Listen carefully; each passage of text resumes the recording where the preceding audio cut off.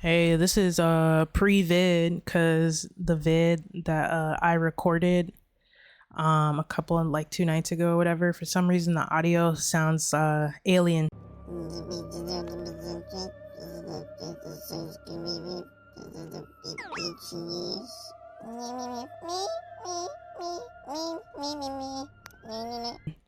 I sound like I'm an alien or something, like very interdimensional cably.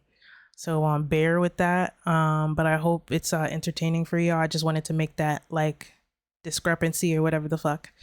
Yeah. Hey y'all, I'm back.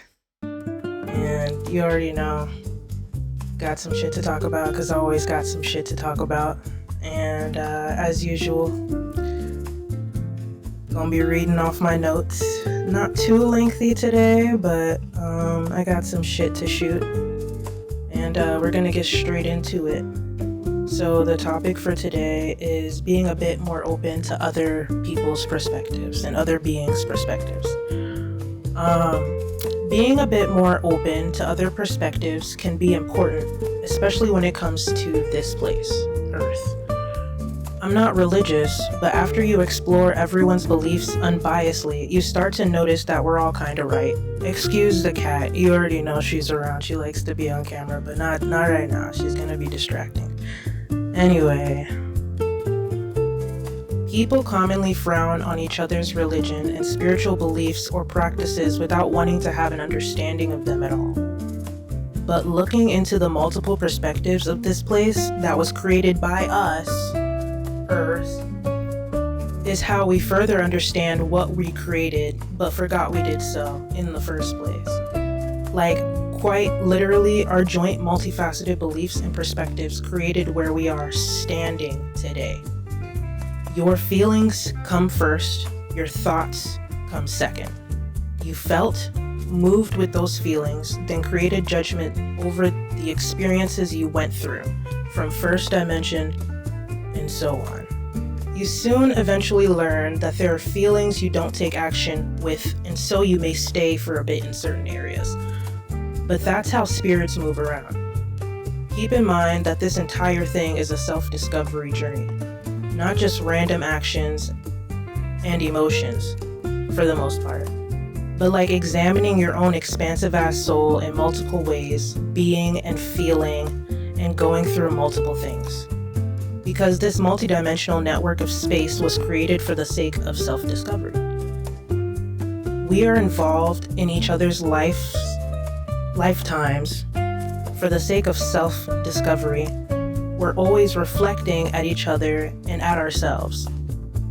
Hall of mirrors, paintings, and laser pointers.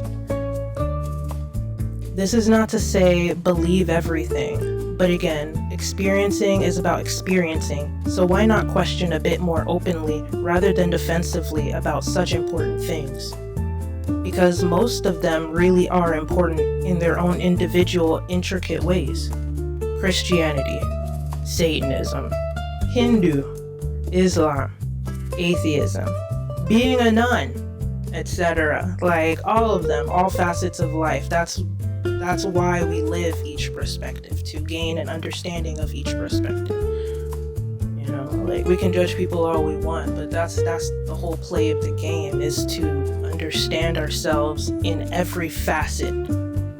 Anyway, everyone has their own path that they assigned themselves to before they started their own journeys into different lifetimes, even criminals. Disclaimer: this is not excusing criminal behavior or crime in any manner. So don't be killing people and like saying like, oh, it's because I chose to be a criminal, like I have to, continue that life, like because that's my path down here. I didn't say that. Anyway, so if someone chooses to live and die in a specific manner and you aren't meant to interfere, especially if it's not hurting themselves or anyone else, then let them live and let fucking be. And maybe ask them some nice questions as to why they do what they do. You might actually learn something. Also, The poison that was injected to kill you is what will save you. This is partially a different topic.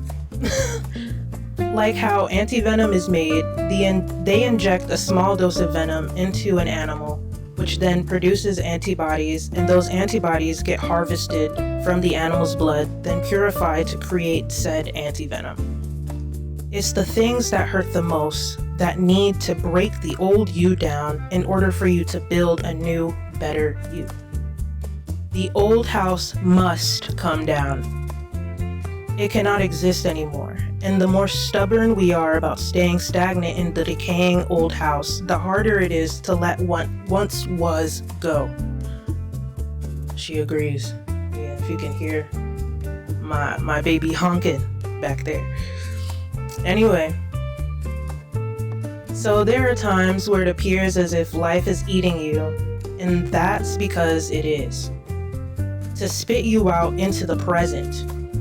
And it is up to you to either be in the present and heal here in the living, or fight to return to what is already dead, only to be chewed up and spat back out into reality again, because you really don't have no choice. Life keeps going, things move, and you either you have no choice but to move eventually, to be honest, to be really honest. It will happen to you over and over again until you get it. Until you decide what you want for you at all times. Eventually you learn that you must decide who you are. Or everything you think you are, everything you aren't, everything, everyone, and everything else will mask who the real you is, like a full body morph suit.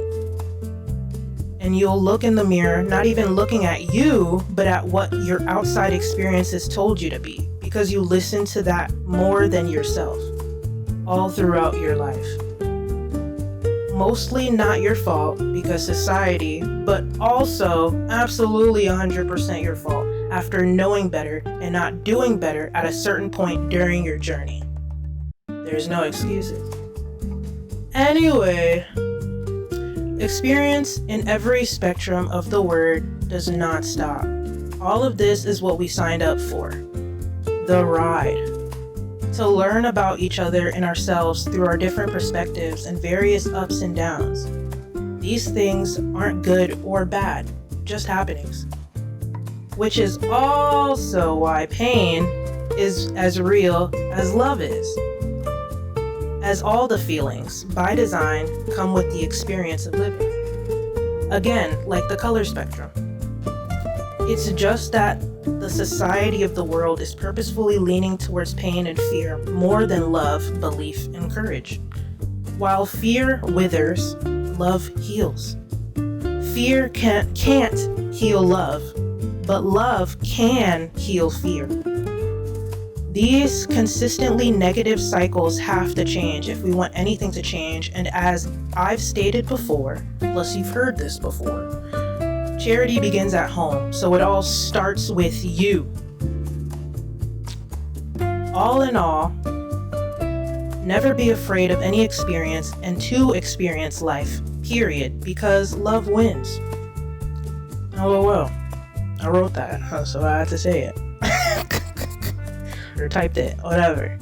Again, I'm not a Christian, but there is no fear in love, but perfect love casts out fear. John 4:18.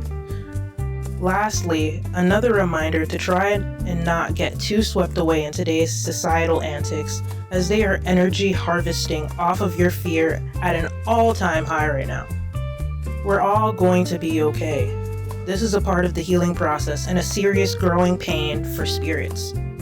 The hard thing for most is putting your 100% belief in the fact that we will be okay. But if we're gonna win in all our numbers, because we can and we fucking should, we have to believe we have and deserve world love stronger than these elitist groups believe that they can continuously conquer and control it. It being the world. And we must maintain that belief like that's literally the only thing we fucking know. That's what they do. They believe in their deities, their plans, and ways of running the entire planet, and do mass media mental coercion to get us worshipping and believing their shit. Doing magic and telling us it's evil. And magic is normal. Magic happens at every second of every day. The fact that you're living and experiencing is fucking magic. There's just so much we have to remember about ourselves with these small human brains. But nothing can stop the power of the Akashic records your soul holds. So, we always technically never really forgot. We've definitely been purposefully distracted into temporarily forgetting, but it's all changing with the poles shifting, biometric frequencies on the rise, and the Schumann resonance dancing its ass off right now. Everyone finally seeing the reality of what people in power are doing to the world every day, etc. We are winning. We will win. For those who've been believing, keep believing, no matter what. And I mean, feel it. Feel it like everyone and everything is absolutely radiated in divine love, happiness, and joy, comfort, and already having everything we've ever wanted or needed, because we never lack. Ever. Hold that feeling for your inner world and our outer world. Mind you, this is coming from someone who's been homeless and starving several times in this lifetime, and all of that means absolutely nothing to me other than I went through all that shit and I'm still fucking here. It was all because I believe in myself. That power moves planets, I swear. So, main points. Be open to learning new things. Stop being so biased for spiritual expansion's sake. Love is stronger than fear. Love wins. You have to decide who you are. Trust yourself and the divine in that, and move that way for the rest of your life. You are an ever-changing being, and your experiences expand and contract your soul. You may feel differently about a thing you felt one way from a week ago, and that's okay, because that's part of that expansion and contraction. But you will never forget who you are, and trust you know what I mean by that. You can feel it when I say that. You can feel it. You can feel it. What? What did I write here? You can feel it when you say it to yourself. I think that's what I meant to say. So do that more often. And interjection on my own video for myself, because I'm a conduit of Christ consciousness. I chose this, or rather this life kind of chose me, and so God keep me working. Day is never finished. Master got me working. Someday Master set me free. Dude, shut up, Carmen. And there's always more shit to say. So let's get into this quick little last piece. Again, I'm spiritual, not religious, but I am all for the unification of all beings. We don't have to completely, or at all really, do or be involved in the same things for us all to be unified. Anyways, here's my own personal breakdown. Religion sounds like ReLigiOn. Perhaps it is the realignment of souls, the rejoining of spirits. We just have different modes of doing so, but all for that one main purpose, for us all to reconnect to each other via pure love. We don't all have to use the same mode of connection, but every mode of connection is still connecting us all to the real truth about who we all are. That's how it's supposed to be. Hope that made sense. So now I'm going to break down the word religion into 3 parts. The first being re, the next part being ligi, L-I-G-I, and the last part being on, O-N. The first part, re, equates to the number 5. We're bringing numerology and gematria into this, however you want to pronounce that. Also, I may mispronounce some words in this video. Don't thrown at me. I'm trying my best here. I'm just trying to shoot this out for you guys so you guys can also do your own research and, yeah. Anyway, Re equals number 5, Ligi equals number 1, and On equals number 2. Religion as a total equates to the number 8. I also plugged the word, three, separated, parts of the word into Google Translate. So Re popped up as hey, as in Hey. Ligi popped up as league, as in like sports league, League. And On popped up as of, as in OF, like of, like OnlyFans. Anyway, hey equals to the number 2, league equals to the number 6, and of equals to the number 3. Hey league of equals to the number 11, which also equals to the number 2 if you break down the master number 11. Now we're gonna get into the explanation, I'm gonna try and make this brief explanation of the numbers. So the master number 11 is the bringer of spiritual awareness and a devout supporter of humankind. It is truly a messenger of the universe. The most remarkable characteristic of the master number 11 is its connection to a higher source of wisdom. It is intuitive to the point of being psychic, channeling its knowledge and meaning from a spiritual source. But the master numbers have a responsibility, and it's the number 11's duty to use this gift of awareness to deliver cosmic truths that encourage humanity. In numerology, the number 2 symbolizes duality, cooperation, and harmony. Alright, numbers 8 and 11, so Religion 8 and Hey League On 11 equates to 19. Break that down, it equates to 10. Excuse me. Also, the number 8, Religion, and the number 2, Hey League On, as well, because, breaking down 11 to 2, also equals 10. So 10 also equals 11. Very cool. We love it. In Hebrew culture, the number 10 represents completeness, wholeness, responsibility, and the perfection of divine order. In both the 10 Commandments and the 10 Plagues, the number 11 represents the perfection and completeness of God's divine plan.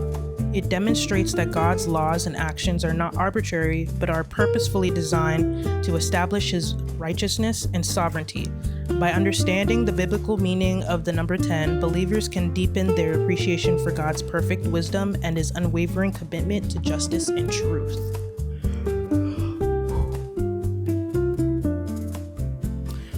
The numbers 2 and 8, and their 8, I don't know how to count, and and their relation. The triangular number 28 unfolds the essence of the number 13, love and one, in Hebrew, like as in love and oneness. An equilateral triangle representing the face of a tetrahedron or pyramid in 3 dimensions. This is represented in Metatron's cube. The word Merkaba is a Hebrew word meaning chariot, and it's mentioned several times in the Old Testament. Mer means mind, Ka means spirit, and Ba means body. So it's essentially a mind-body-spirit vehicle. Notice its similarity to the Star of David, which is a 2D representation of a 3D shape. All right. Ligi, or league, is 6 and 1, which equals 7, as we, well, I didn't tell you it equals 7 earlier, but it equals 7. Let's talk about 6 and 1's relations. 61 is the gematria of the letter I in Hebrew. The first symbol in the letter I in Hebrew is the second letter, Beith, B-E-I-T-H, which is the beginning of duality. Beith's literal meaning and form denotes a house, and it represents the universal concept of a container or vessel. Thus, the created world is meant to house within its spiritual, or house within it the spiritual. The second symbol in the letter I in Hebrew is the first letter in Hebrew, Aleph, which is oneness and unity of the Creator, the most common connection or connotation for kingdom. Small breakdown about the tree of life and its correspondence to everything I just said and everything I'm gonna say afterwards. A kingdom is defined as possessing nothing of itself and is formed exclusively from the 9 Sephiroth of the kingdom belonging to the Sephiroth above it.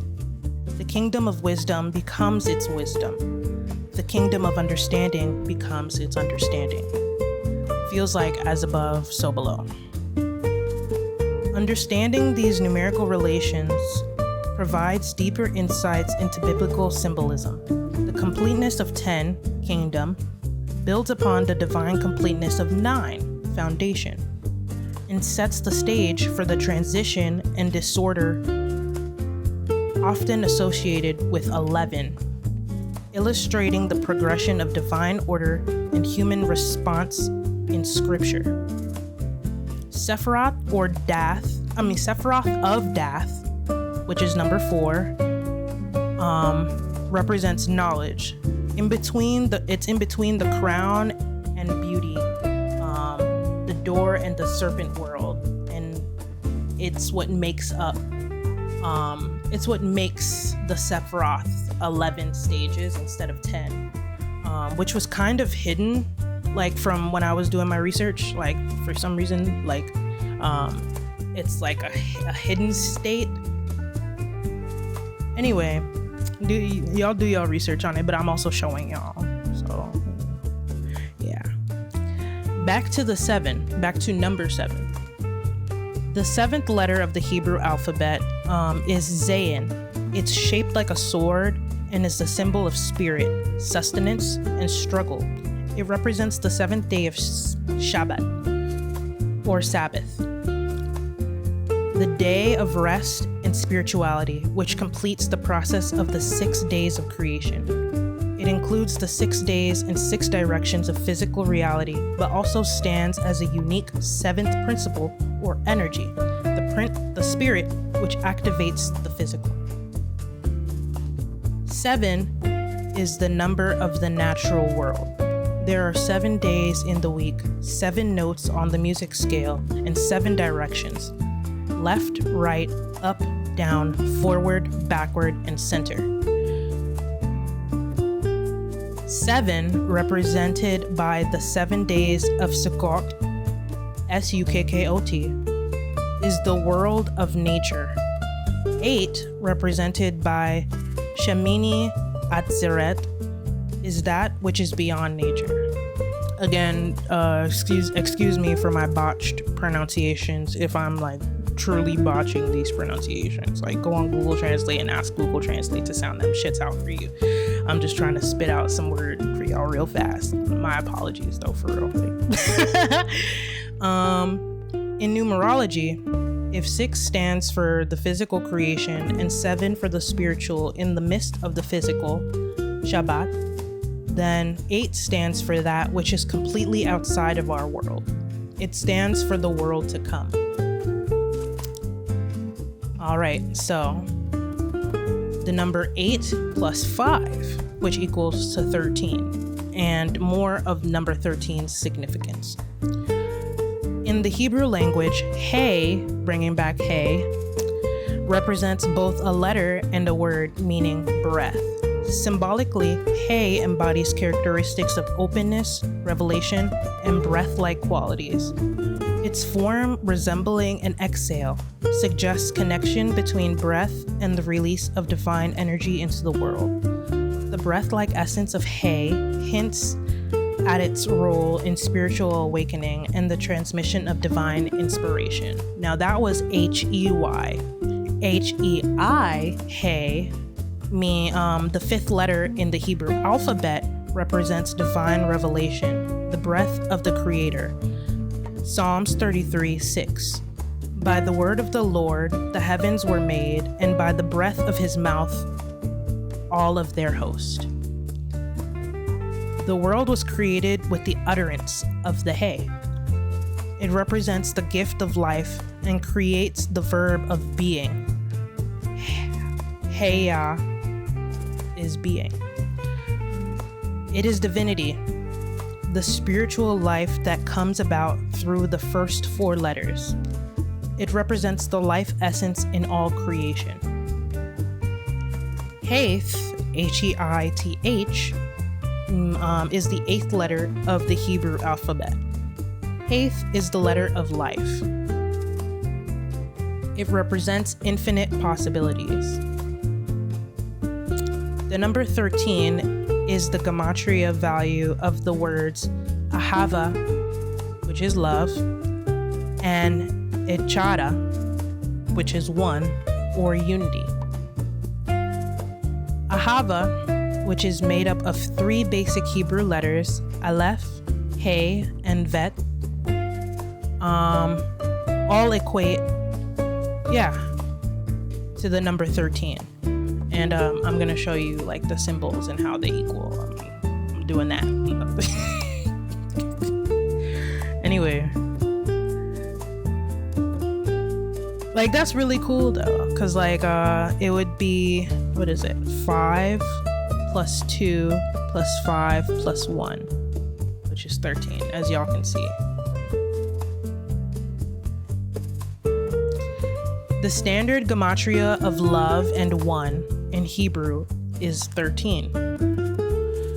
It is the seed of consciousness from which the star number 2 can be constructed. Number 13 symbolizes sacred feminine energies, divine femme, Mary Magdalene, Sophia the embodiment of wisdom, and Christ consciousness. The transformation of one's identity from that of an individuated self to the embodiment of universal love, which is divine feminine, and light, which is divine masculine, love and light. It reflects the true nature of divinity as the transcendent state beyond the union of both polarities. I could go on forever, but all in all, everything relates to each other. It all eventually comes full circle. Kinda like the Fibonacci sequence and how it can be started at any point, but it all still aligns. Through the use of solar technology, our civilization has been able to make great advancements and achieve remarkable progress. And it is in the midst of this prosperity that I make the following announcement. The time has finally arrived to establish the kingdom of God. But before we can do that, you must first know what God is. Like the sun, God is filled with immeasurable light. And like that light, He will continuously pour His love onto us without ever asking for anything from us in return. When you become aware of this love, you'll know. You'll understand. You will know that God just like the sun. As children of God, it is necessary for human beings to learn to live in the spirit of giving love. Living with the spirit of love means sharing what God has given you with others around you, instead of keeping it for yourself. One must never be selfish. Casting the light of love into others' hearts and making them happy, this is the act of giving love. Furthermore, all you people of Mu must remember to constantly work towards self-improvement.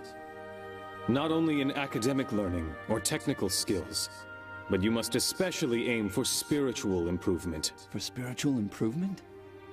The most important thing in your life is to strive for spiritual improvement through various experiences in life. Because ultimately, this is what will bring you closer to God. That being said, Do not waste your life. Do not waste this year. Do not waste a single day. And do not ever end a day, a minute, or a second without learning something. People of Mu, the time has now come for you to rediscover your true selves once again.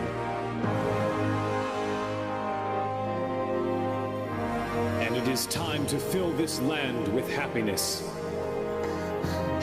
Come and let us establish a magnificent utopia on the glorious continent of Mu. This is the reason why all of you were born into this glorious age. Bring me your sacrifice. Yes, right away, sir. The creatures who deceive the humans in the name of God were reptile-like aliens called reptilians. The reptilians liked to eat the animals of Earth and occasionally enjoyed eating human flesh, too.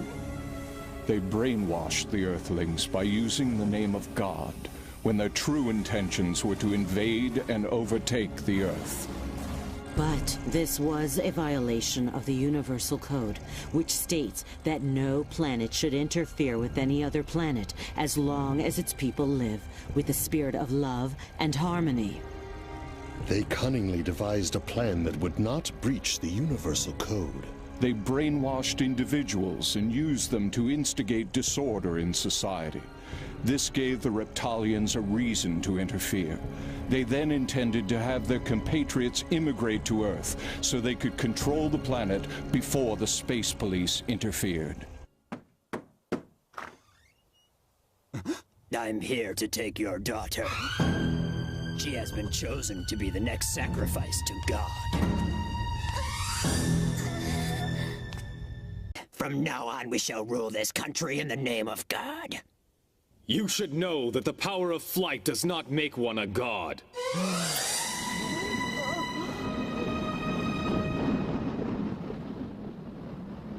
We know how to make a balloon fly through the air.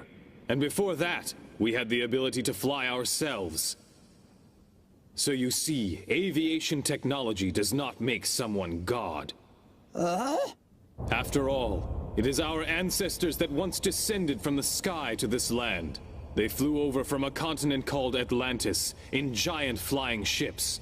Impossible! No way! How is it that you know all these things anyway? Show me the evidence! I want to see the proof! I possess the power to see the past, present, and future of all mankind. I also have the ability to exist beyond time and space. That can't be! You're lying! The civilization of Atlantis flourished under the guidance of the great guru Thoth.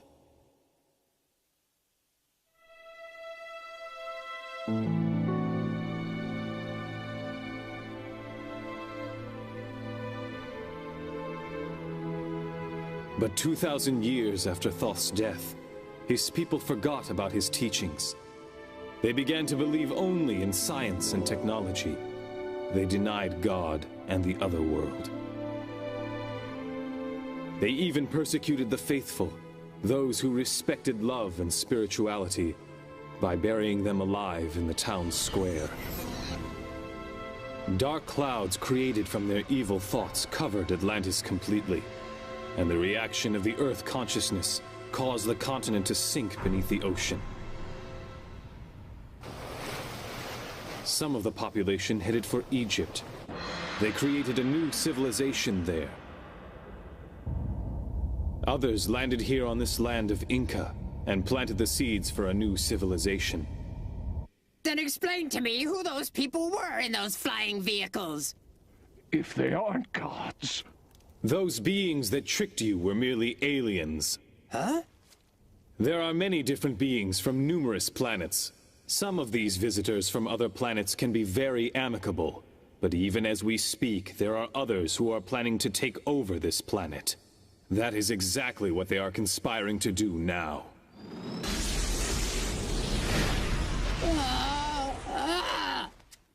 What will happen if they decide to attack?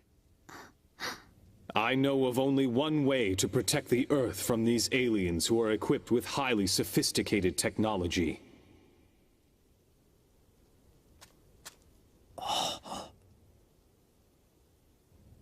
You must use the power of love. Through the spirit of love, people's minds can come together as one. Only then will they not be able to take advantage of us. We have this power, and that is why they want us to hate each other and fight with one another. Together we can protect this planet, but first we must fill our hearts with love and strive to become closer to God. This is the only way that we will be able to succeed. I refuse to believe any of your lies. I believe in King Crowd! Yes, so do I. Me too. I believe him.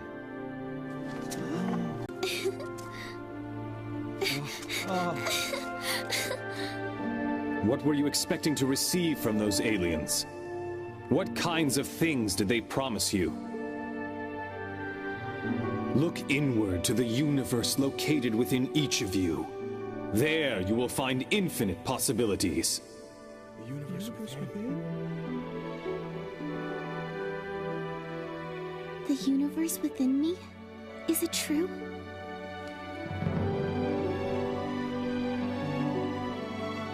Close your eyes. Now calm your minds.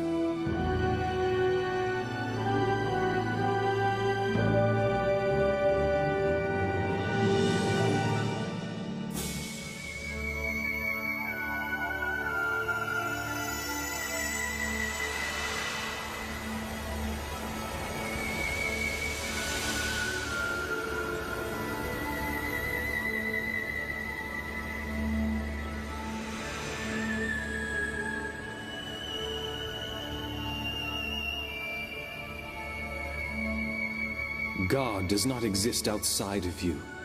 God exists deep within you.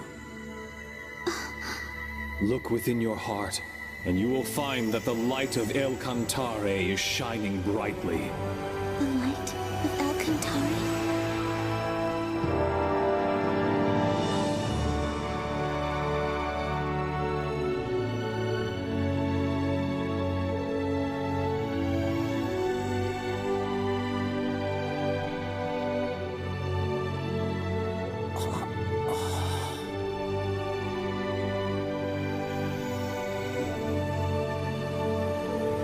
Flames of hate!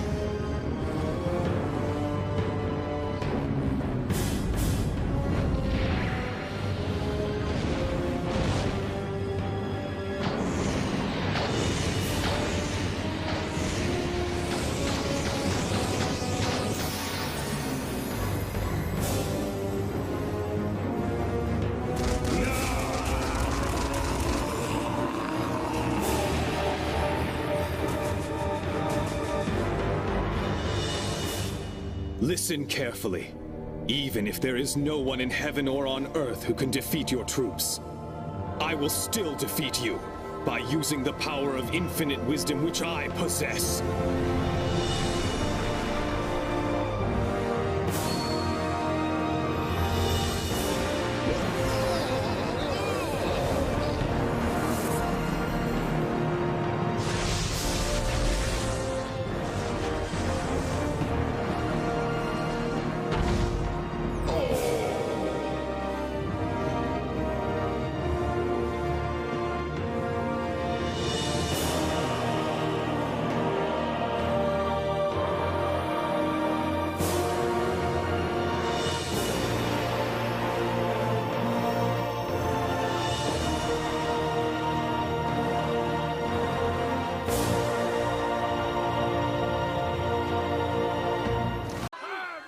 Drag that fraud out! You fooled us, you cheat! We won't forgive you! No! Calm down, calm down! Did you forget about the benefits? Okay, I'll get back the money! Capture him! Don't let him go! Ah! Let go! Help me! They were treating him like a god just a few minutes ago. Yeah, I know. A person of religion has great responsibility. King Hermes! Because all people of religion have been trusted with the mission of conveying God's will on Earth. Courage is needed to lead many people along God's path. A courage that is not defeated by worldly values. Courage. The angels of light that we experienced in different eras all fought against difficulties and preached the way of God with all their might. But King Hermes, please teach me. How are those people able to live their life with such strong faith in God? I could never do that. The courage to hold on to faith. Instead of following other people's words, common sense, or desires, they chose only God's love. Because they followed that love, they became a shining star in their own era. Shining star? Love is what makes each life and time shine with a bright light. The more people that one loves, the more brilliantly one shines with love. We must not forget the power of people's love and the brilliance that it emits in everyone. Everyone must remember it and know that you too can shine bright with its power. I hope that you understand.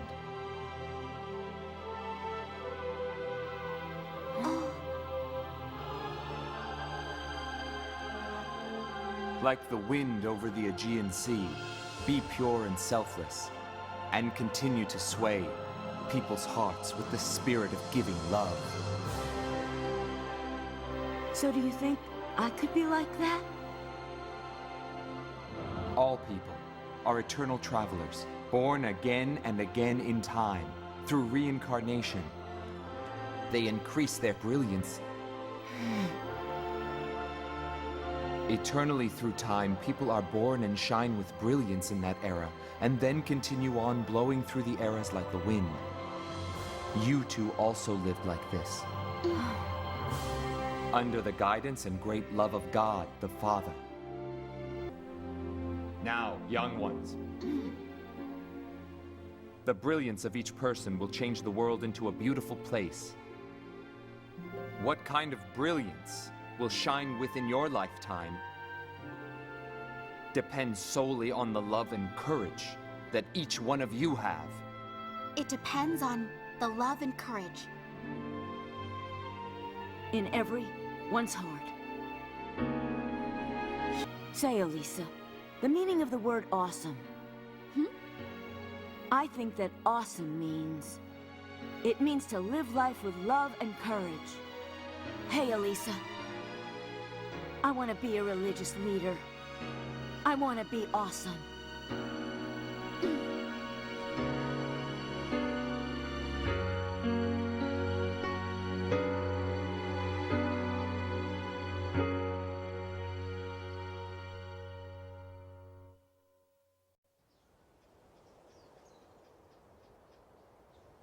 All in all, or rather, all love, because I can't fucking read, and love for all.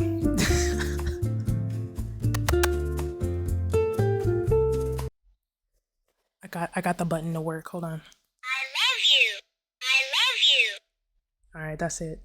Because I love you guys.